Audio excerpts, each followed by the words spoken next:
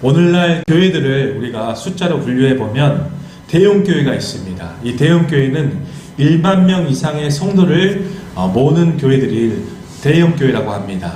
그 다음에 중대형교회가 있죠. 이 중대형교회는 1000명부터 2000명 미만의 숫자가 모인 교회들을 중대형교회라고 합니다.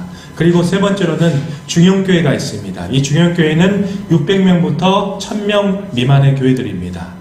또 네 번째로는 중중형의 교회들이 있습니다. 이 교회는 300명부터 600명 미만의 교회들을 의미하고 있습니다. 그 다음에는 우리 중소형 교회들이 있죠. 이 중소형 교회는 100명부터 300명 미만의 숫자가 모인 교회들을 이야기합니다. 그리고 소형교회가 있습니다. 이 소형교회는 100명 이하의 교회를 소형교회라고 합니다. 그리고 마지막으로 미자립 교회가 있습니다. 이 미자립 교회는 50명 미만의 성도들이 모인 공동체라고 분류를 할 수 있습니다. 그런데 대한민국에 100명 이하의 소형교회가 무려 85%라는 사실입니다. 자, 우리 성도님들, 우리 주변을 한번 살펴보십시오.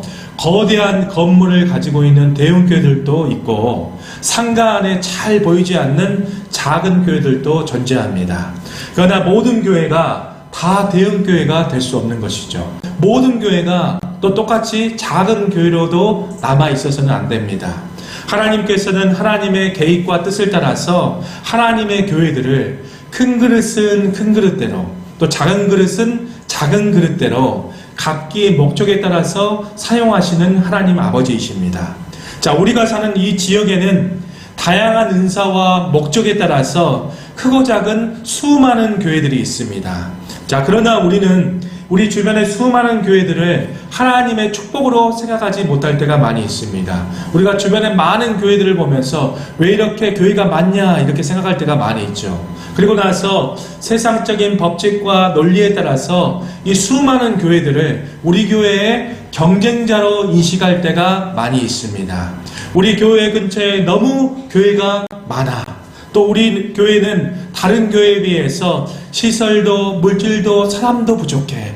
또 우리 교회 주변에 새로운 교회들이 너무나 생겨나서 너무나 우리 교회가 너무 힘들어. 이렇게 생각할 때가 많이 있습니다. 우리는 교회 주변의 수많은 교회들을 보면서 절망의 말들, 또 낙심의 말들, 부정적인 말들을 할 때가 굉장히 많이 있습니다. 그러나 우리는 명심해야 됩니다. 어떤 교회이든지 하나님께서 그 교회를 세우신 목적과 뜻이 있다는 사실입니다. 또 그 교회를 통해서 하시고자 하는 하나님의 일들이 반드시 존재한다는 사실입니다. 자, 우리는 우리 주변에 눈에 쉽게 보이는 큰 대형 교회에 집중할 때가 많이 있습니다. 그러나 우리 주변에는 눈에 보이지는 않지만 곳곳에 작은 교회들이 굉장히 많이 있습니다. 하나님께서는 이 대형 교회를 통해서도 일하시기도 하시지만 우리 주변의 작은 교회들을 통해서도 일하시기를 원하시는 하나님이십니다. 작은 교회들은 주변의 대형 교회들과 경쟁하려고 해서는 안 됩니다. 또 비교의식과 열등의식을 가져서도 안 됩니다. 자, 우리 주변에 대형 마트가 있죠. 이 대형 마트가 있음에도 불구하고 살아남는 소규모의 마트들이 있습니다. 이 소규모의 마트들은 대형 마트와 직접적으로 경쟁하지 않습니다. 대신 지역사회가 요구하는 지역적인 아이디어로 승부를 보는 이 마트들이 있다는 것이죠. 이 마트들은 대형 마트와 상관없이 생존하고 살아남습니다. 작은 교회들도 이와 마찬가지라는 사실입니다. 작은 교회들도 작은 교회만의 고유의 영적인 맛을 내면 됩니다. 작은 교회만이 줄 수 있는 영적인 영향력을 발휘하고 또 작은 교회만이 가지고 있는 은사와 달란트를 통해서 지역사회를 섬기면 되는 것입니다. 자, 오늘날 작은 교회들도 환경과 상황에만 매몰돼서 무기력하게 주저앉는 교회들이 굉장히 많이 있습니다. 작은 교회들도 하나님께서 그 교회만에 주신 고유의 사명과 은사들을 잘 깨닫고 하나님께서 우리 교회에 주신 각자의 그릇대로 사명의 일들을 충실히 감당하면 되는 것입니다. 자, 작은 교회들도 각자마다 하나님께서 부여하신 영적이고 육적인 역할과 사명이 분명히 있습니다. 하나님께서 보실 때 다 쓰시고자 바로 교회를 세우셨다는 사실입니다. 자, 오늘날 이 땅의 작은 교회들은 교회와 사역을 해나감에 있어서 그러면 어떤 태도와 자세를 가져야 되는가? 오늘은 이 은혜를 함께 나누도록 하겠습니다. 자, 첫 번째로 작은 교회들은 현실의 상황과 환경에 합리화나 핑계를 대면 안 된다는 사실입니다. 자, 작은 교회들은 자신의 환경이나 상황을 탓하면서 무기력하게 사역할 때가 굉장히 많이 있습니다. 주변에 큰 교회가 있어서 지역의 모든 성도들을 흡수한다. 또 교회에 헌금 내는 성도들이 없어서 우리 교회는 자정이 없다. 또 성도가 많지 않아서 무엇을 시작하기가 정말 힘들다. 이렇게 핑계대고 합리화하는 작은 교회들이 굉장히 많이 있습니다. 자, 이런 교회들은 자신들의 핑계만을 의지하고 하나님을 의지하지 않는 교회들입니다. 자, 하나님께서는 작은 교회라도 이 지역에 교회를 세우신 목적과 뜻이 분명히 있다는 것이죠. 작은 성도이지만 그 성도를 이 작은 교회에 보내주신 목적과 뜻이 반드시 있다는 것입니다. 교회 주변에 택하신 한 사람을 구원시키기 위해서, 지역사회에 선한 영향력을 끼치기 위해서 작은 교회라고 할지라도 이 지역사회에 십자가를 세우신 목적이 분명히 있는 것입니다. 자, 작은 교회들은 하나님께서 허락해 주신 현재 형편대로 현재 보내주신 작은 성도들로도 그 교회만의 역할과 사명을 반드시 감당해야 됩니다. 오늘 우리가 함께 읽은 오늘 본문의 달란트 비유가 있죠. 이 달란트 비유를 통해서 우리가 교회를 살펴보면 하나님께서는 큰 달란트를 맡긴 교회들도 있고 또 작은 달란트를 맡긴 교회들도 반드시 있습니다. 그러나 동일하게 자기에게 맡겨진 달란트대로 최선을 다해서 그 사명을 감당하면 되는 것처럼 하나님께서 작은 교회라 할지라도 그 교회에 맡겨주신 그릇대로 최선을 다해서 사명을 감당하면 되는 것입니다. 작은 교회들은 더 이상 이제 핑계와 자기 합리화로 현실과 상황에 갇혀서 무기력하게 주저앉아서 사역하지 말고 불가능을 가능케 하시는 하나님의 전능하심을 온전히 신뢰하면서 늘 전진하는 공동체가 되어야 될 줄 믿습니다. 자, 둘째로 오늘날 이 땅의 작은 교회들은 교회의 사역을 해나감에 있어서 어떤 태도와 어떤 자세를 가져야 되는가? 작은 교회들은 자신의 교회를 향한 하나님의 계획하심이 있다는 사실을 반드시 신뢰하셔야 됩니다. 자, 오늘날 작은 교회들은 앞으로 자신의 교회가 미래에 생겨나는 교회가 될지 이러한 걱정들을 하고 있습니다. 현재 간신히 버티고 있는 교회들도 있을 것이고 또 미래에 어떤 시간의 조건을 걸어놓고 그때까지만 이 교회를 운영해 나가겠다 이렇게 작정한 교회들도 분명히 존재를 할 것입니다. 그러나 사람이 볼 때에 크고 작은 교회가 있지만 하나님께서 보실 때에는 이 땅의 모든 교회들은 예수님의 핏값으로 사신 하나님의 사명을 맡은 교회라는 사실입니다. 자, 하나님은 모든 교회의 계획과 목적을 가지고 계십니다. 사람은 실수와 후회할 때가 굉장히 많이 있지만 하나님의 정하심에는 한치의 실수나 후회하심이 없으신 하나님이십니다. 하나님께서는 하나님의 계획과 목적과 또 그릇에 따라서 작은 교회라도 각기에 알맞은 은사와 달란트를 반드시 허락해 주셨고 소수라도 필요한 동역자의 성도들을 반드시 붙여주십니다. 그래서 작은 교회라 할지라도 하나님이 보실 때 큰 교회로 인정받는 교회들이 있습니다. 또 이와 반대로 큰 교회, 이 대형 교회라 할지라도 하나님이 보실 때 작은 교회로 인정받는 교회들도 있죠. 자, 하나님께서는 많이 받는 자에게는 많이 요구하시고 또 적게 받는 자에게는 적게 요구하시는 하나님이십니다. 자, 하나님이 보실 때 큰 교회로 인정함을 받는 것은 어떤 교회 건물이나 교인 숫자가 중요한 것이 아니라 얼마나 그 교회에 허락하신 믿음의 그릇에 순종하느냐의 여부에 달려있는 것입니다. 자, 작은 교회라 할지라도 우리 교회에 하나님의 계획과 뜻과 목적이 있다는 사실을 반드시 명심하셔야 됩니다.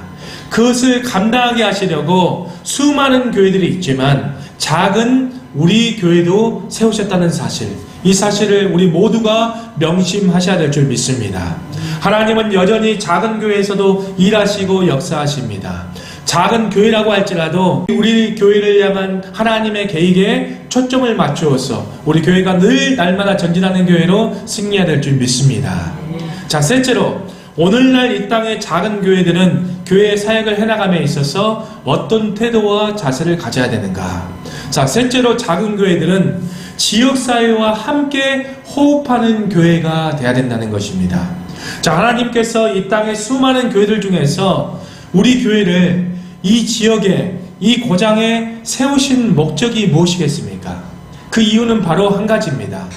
내 작은 교회, 이 교회를 통해서 이 지역을 우리 교회에 맡기신 것입니다.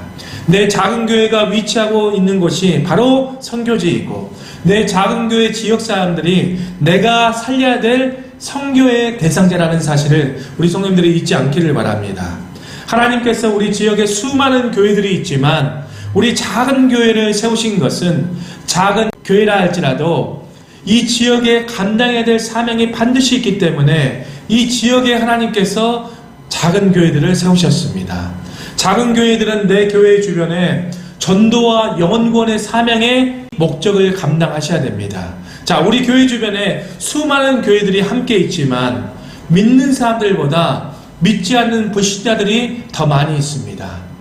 우리 교회가 있는 곳은 하나님이 택하신 자들에게 복음의 소식이 들리도록 반드시 최선을 다하며 사역을 해야 된다는 것입니다. 또 작은 교회라 할지라도 지역사회에 하나님의 선한 영향력을 끼치는 교회가 되셔야 됩니다. 교회가 크고 재정이 많은 교회만 지역사회에 영향을 미치는 것이 아닙니다.